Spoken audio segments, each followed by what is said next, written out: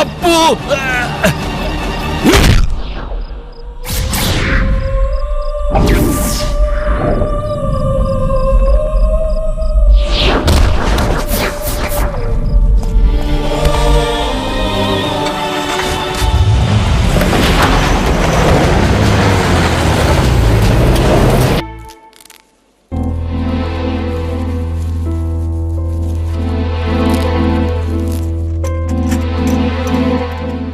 ഏതായാലും അച്ചു ചെയ്തത് ഒരു തരത്തിൽ നിനക്ക് ഉപകാരമായെന്ന് ഞാൻ പറയൂ. എന്തുപകാരം? കുട്ടികളില്ലാഞ്ഞിട്ട് അച്ചു തേൻമൊഴിയെ രണ്ടാമത് കെട്ടിയെന്നാ നാട്ടിലൊക്കെ പാട്ടായിരിക്കുന്നത്. നാട്ടുകാരെന്ത് വേണമെങ്കിലും പറഞ്ഞോട്ടെ, നീ വെറുതെ എരുതി എന്നെ ഒഴിക്കല്ലേ ഗോവിന്ദ. അവൻ എന്ത് പോക്കൃത്തരം കാണിച്ചാലും ന്യായീകരിക്കാൻ ആളുണ്ട്. നാട്ടിൽ സ്വർണവും പണവും മോഷ്ടിച്ച കള്ളൻ എന്ന ചീത്തപ്പേരെ ഈ അപ്പുന്റെ കൂട്ടുകാരൻ എന്ന് പറഞ്ഞ് നടക്കുന്ന എനിക്കുണ്ട് കുറച്ച് നാണക്കേട്, അതുകൊണ്ട് പറഞ്ഞതാ. എന്നാ നാട്ടിൽ ചെന്ന് രണ്ടും കൂടെ വെട്ടിയും കുത്തിയും കണക്ക് തീർക്കട്ടെ. അതിന് തന്നെയാ പോകുന്നത്. എന്നെ കള്ളനാക്കിട്ട് എന്റെ പെണ്ണിനെ ഇവിടെ നിന്ന് അടിച്ചോണ്ട് പോയതിനെ പിന്നെ ഞാൻ വെറുതെ വിടണോ? ചെല്ലുന്നുണ്ട്. ഞാൻ ഇവിടെ നിറങ്ങിയാൽ നേരെ അങ്ങോട്ട് തന്നെയാ പോകുന്നത്.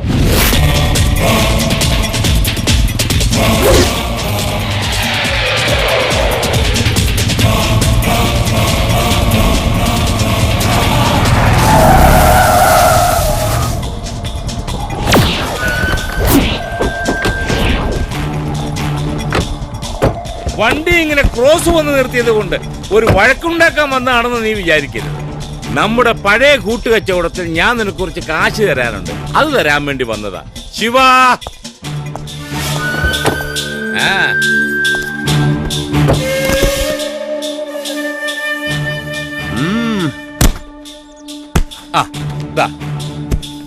ഇപ്പൊ സംഗതി കോംപ്രമൈസ് ആയേ. ഇനി തേൻമൊഴിയെ നീ ഇങ്ങ് തിരിച്ചു തന്നേരെ. എന്നോടുള്ള വാശി തീർക്കാൻ വേണ്ടി നീ അവളെ താലി കെട്ടിയതും കൂടെ പൊറപ്പിച്ചതും എല്ലാം ഞാൻ ക്ഷമിച്ചിരിക്കുന്നു. അങ്ങനെ ഒരു സംഭവമേ നടന്നിട്ടില്ല എന്ന് നീയും അങ്ങ് വിശ്വസിക്കണം. എനിക്ക് അവളെ ആ സർക്കിളിന്റെ തല കെട്ടിവെച്ച് കൊടുക്കാതെ വേറെ നിവൃത്തിയില്ലടാ. അല്ല, അതിലെനിക്കും ചില ഗുണങ്ങളൊക്കെ ഉണ്ട്. ദേ ആ പട വരുന്നു.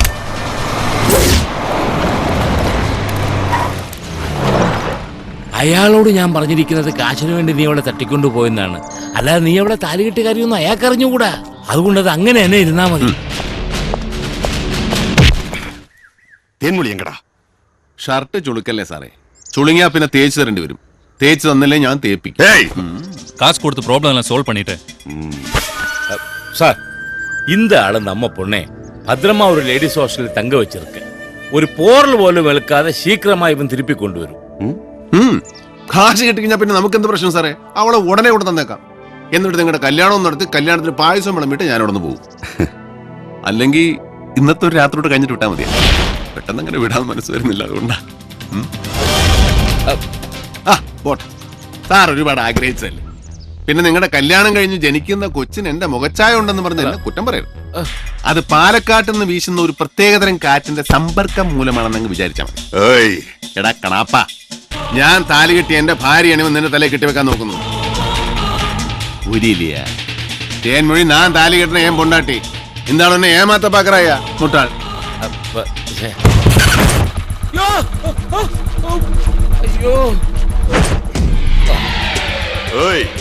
என்னை பத்தி நீ என்னடா நினைச்ச? நான் ஒரு மண்டன் ஆபீசர் நினைச்சியா? இங்க பாரு, அந்த பொண்ணை பத்தி எல்லா விஷயத்தையும் தெரிஞ்சுக்கிட்டு தான் நான் கல்யாணம் பண்ணிக்கிறதுக்கே ஒத்துக்கிட்டேன். இவர் என்கிட்ட எல்லா விஷயத்தையும் மறைச்சிட்டாரு, நானும் அவர்கிட்ட ஒரு சில விஷயத்த மறைச்சிட்டேன். அது என்னன்னு தெரியுமா? எனக்கு 5 வருஷத்துக்கு முன்னாடியே கல்யாணம் ஆயிடுச்சு. இது எனக்கு செகண்ட் மேரேஜ்.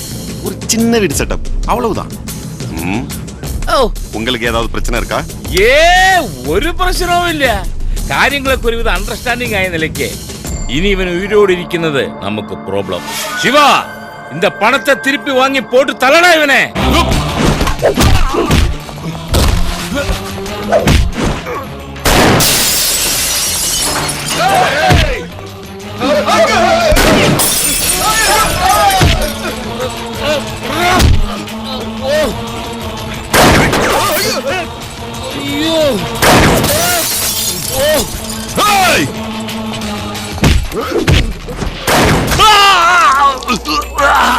ശിവ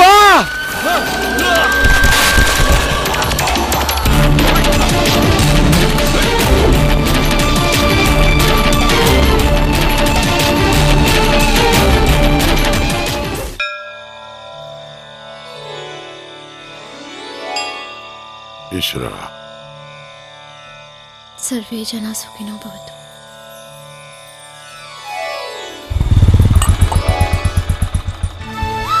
மாமா போங்க மாமா. இத்தனை நாள் எங்க போயிட்டீங்க? நான் நீங்க நினைச்சு உங்க தம்பி கூட തമ്പി കൂടെ ஓடி வந்துட்டேன். ആ അത്രേ ഉള്ളൂ. എന്നാ പിടി.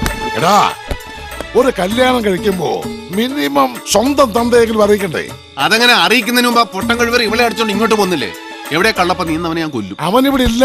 ഏ? ശിവകാശിയില് ബാലയുടെ നോട്ടീസ് അടുപ്പിക്കാൻ പോയിരിക്കുക. ലക്ഷ്മി ആണെങ്കിൽ അമ്മൂനെയും കൂട്ടി അവളുടെ വീട്ടിലേക്ക് പോയി. എന്നാ അച്ഛൻ അവന്റെ ഫോട്ടോ വെച്ചൊരു നോട്ടീസ് കൂടെ അടിച്ചോ, പാവന സ്മരണയ്ക്കെന്ന് പറഞ്ഞു.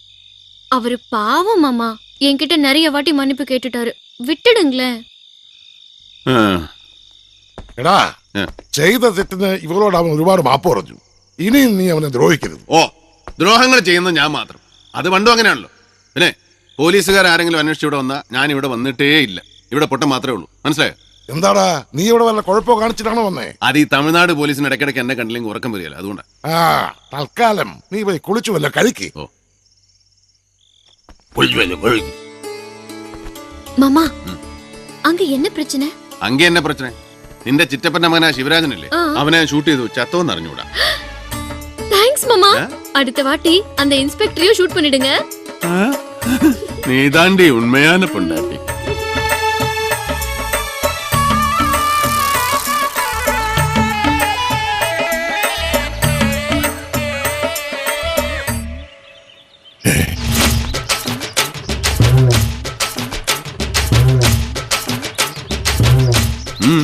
എങ്ങനെയുണ്ട്? എങ്ങോട്ടാടാ? ഞാനേ ഒന്ന് ടൗൺ വരെ പോയിട്ട് വരാം.